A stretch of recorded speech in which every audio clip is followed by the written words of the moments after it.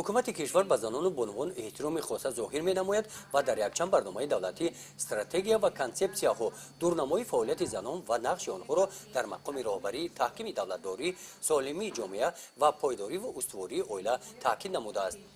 با وجود دستگیری از حقوق و منفعت‌های زنان و جوانان در این سمت پروبلم‌های حل طلب هنوز زیاد هستند. از جمله مسئله پاش خوردن عائله‌های جوان در همایشی که در ناحیه واسه در موضوع عائله سالم جامعه سالم دایر گردید، نمایندگان مقامات‌های حفظ حقوق، بخش ثبت اسناد حالت شهروندی، جماعت‌های دهات، رئیسان کمیته‌های محله، امام خطیبان مسجدهای جامعه ناحیه، آموزگاران، سبب‌ها و پیشگیری پاش خوردن عائله‌های جوان را بررسی نموده، عاید این موضوع اندیشه و نقطه نظر خود را بیان نمودند. ذکر گردید که یکی از سبب‌های پاشخوری عائله‌های جوان این آماده نبودن جوانان به حیات عائله‌داری، بیماری، کمسوادی و بی‌طرفی کلانسالان میباشد.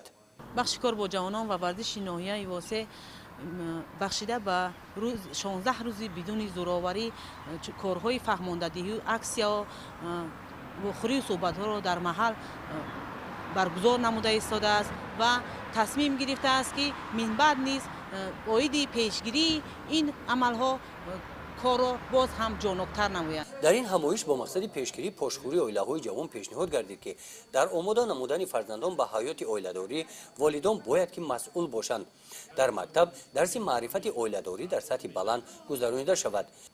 کمیسیاهای جمعیتی در دهات‌ها فعال گردانیده شده با جوانان، زنان و دختران در این موضوع صحبت و واخوری‌ها دایر نمایند. گزارش خواجه نظریف خدای نظر ظهورов از ناحیه واسه برای برنامه اطلاعاتی نوید.